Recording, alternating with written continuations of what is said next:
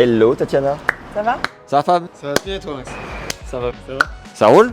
All good. Coucou Nat. Bon bah tu Max. Ça va? Salut.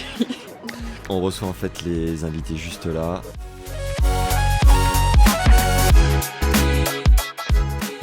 Voilà, donc on est au 3e étage en fait du Philippe Chatrier.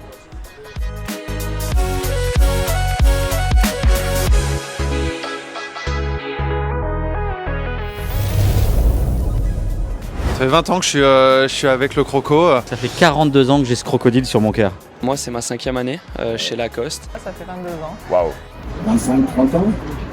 Ouais, ça fait 1 an et demi maintenant. Ça fait 3 ans que je suis en partenariat avec Lacoste. C'est une tenue que j'ai portée lors de l'été américain au 2e semestre 2008. Notamment un match que j'ai disputé à l'US Open face à James Blake. C'était une tenue un peu arc-en-ciel, très colorée. Et on m'arrêtait dans la rue, je me souviens, à New York après le match ou ensuite plus tard en France pour me demander où trouver cette tenue qui a été faite en toute petite quantité et qui était donc introuvable en boutique. T'as battu Pete Sampras, Roger Federer, André Agassi, Novak Djokovic également, tu l'as battu, mais pas Rafael Nadal. Qu'est-ce qui t'a manqué contre Rafa? Il manque beaucoup de choses, parce que quand on prend 6-1, 6-0, c'est qu'il manque beaucoup de choses. Non, j'ai vraiment pris une grosse fessée, c'était à Doha, premier match de l'année. J'ai fait effectuer moi-même le tirage au sort et que le premier papier qui est sorti du saladier était le mien, que j'ai déposé en dessous de Rafa, je faisais pas le malin. J'étais chez Lacoste quand j'avais 10 ans. C'était mon premier contrat. Je me souviens que je jouais les championnats de France à Blois. J'avais gagné avec la Ligue de Côte d'Azur. Et j'avais été chercher ma valise Lacoste à Paris et tous les vêtements ils étaient beaucoup trop grands parce qu'il n'y avait rien à ma taille. Et en fait c'était mon premier partenaire donc c'est assez drôle, presque 15 ans plus tard de retrouver la marque. Trop bien. Et t'avais fait comment? T'avais attendu de grandir pour les porter ou ils t'avaient renvoyé des trucs? Je les mettais. Je nageais dedans mais j'étais tellement contente je les mettais. Sympa ta robe de champion. J'avais 9-10 ans et il y avait quelqu'un qui avait jeté un maillot Lacoste qui était complètement inutilisable. C'était vraiment déchiré, vieux truc qu'il a jeté dans le vestiaire, dans la poubelle. Moi, je l'ai récupéré et j'ai décousu le crocodile. Et ce crocodile, je l'ai cousu moi-même sur un t-shirt chinois blanc. Et le lendemain, je suis arrivé dans le club et je montrais à tous mes copains. J'ai un Lacoste et tout. Fier.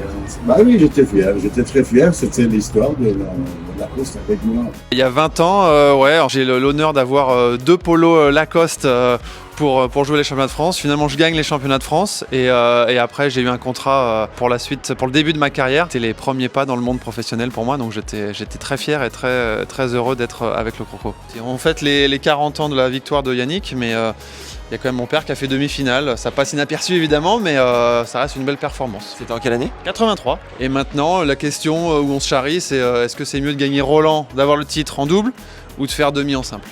Et alors, sa réponse à lui? Bah lui il dit attends mais le double... Prône pour sa paroisse. Oui évidemment, et moi je dis attends mais le titre c'est le titre, donc c'est mieux d'avoir la coupe à la maison plutôt que d'avoir t'as rien toi. J'ai eu l'opportunité, lorsque j'ai percé, lorsque je suis allée vraiment sur le circuit, que je suis revenue dans le top 20, j'ai rencontré les stylistes et on a carrément fait des robes un petit peu avec mes idées. Alors, on a travaillé ensemble, mais j'étais toute jeune et c'est vrai que j'ai toujours adoré avoir bien sûr le polo classique mais en même temps en robe avec le dos ouvert.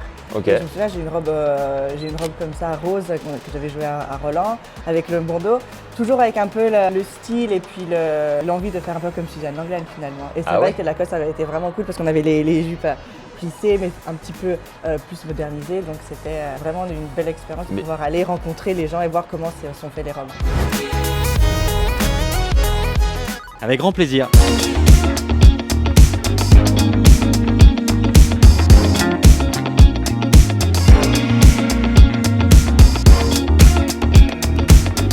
Déjà les chaussures jaune fluo comme ça, là on va bien me voir sur le cours.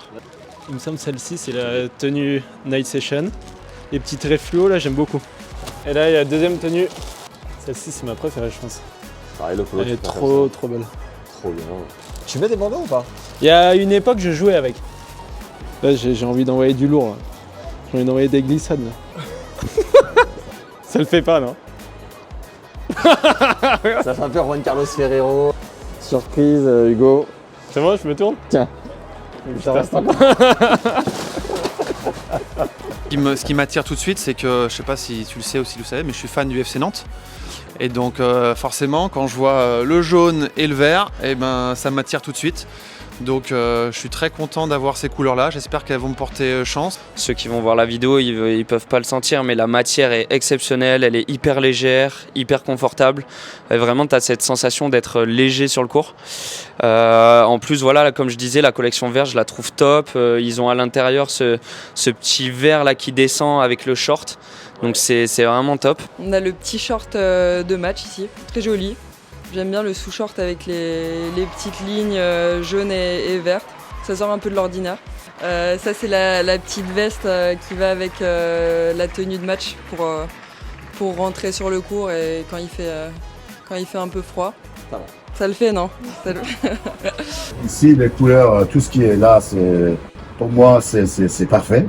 Ouais. Franchement, c'est bien. Okay.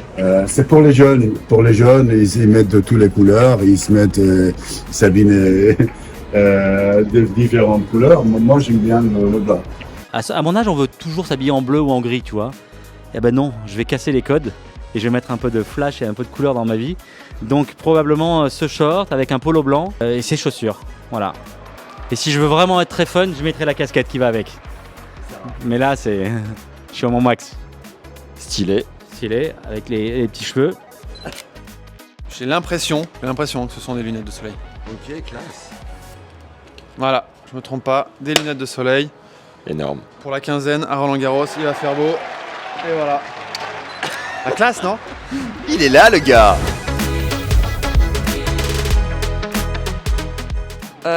Le sweat à capuche, mais c'est pas que le week-end, hein, c'est tout le temps, avec la capuche.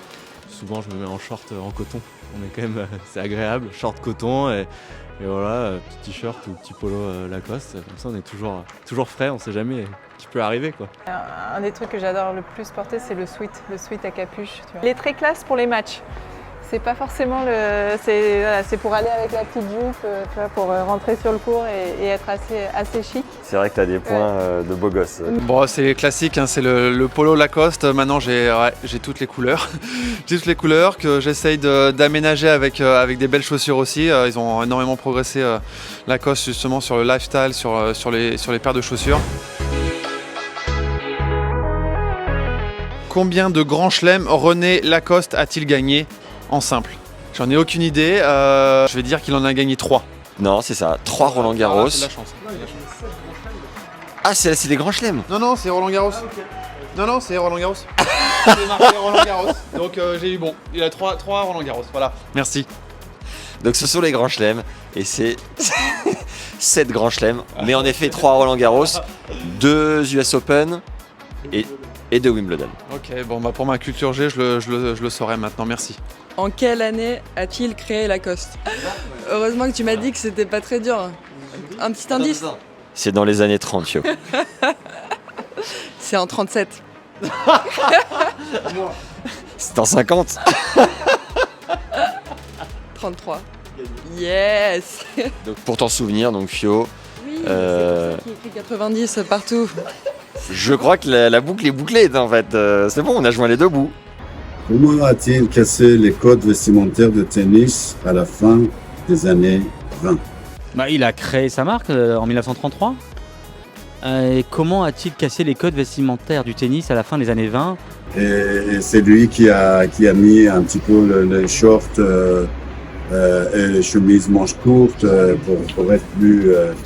Absolument, donc tu as commencé par le bas, mais c'était le haut plus. Ouais. Lui, il était premier joueur à mettre des chemisettes parce qu'il n'était pas à l'aise avec les manches longues. Ah oui. Je peux changer de question? Alors, avec le tennis, quelle était l'autre passion de René Lacoste? Le golf ou la chasse? Ah, l'invention, il était quoi? Ouais, c'est ça. Invention? Ouais. Inventeur. Ah, d'accord, inventeur. Bravo. En quelle année porte-t-il pour la première un crocodile sur ses vêtements? 1927. Il a le mec. Est-ce que j'ai l'air surpris? Non? Franchement, t'as fait un énorme bluff, mais c'est ça. Citer une des 4 inventions majeures de René Lacoste dans le tennis. La raquette. Il n'y a pas le lance-balle? Et il a l'anti-vibrateur. Oui, pas mal. Alors, une des 4 inventions, ce qui est sûr, c'est le polo. ça c'est certain. Ah oui, mais Le polo celui-là, il piqué. est trop évident. Trop facile. Trop évident, mais attends, la raquette. Alors, la raquette métallique, absolument. Ouais. Brevet en 1961. Ah, tu vois, yes. Tu veux que je te donne les autres? Le grip dans les années 20, l'antivibrateur. La machine lance-balle. La machine lance-balle. Elle est là, Nat. Bravo.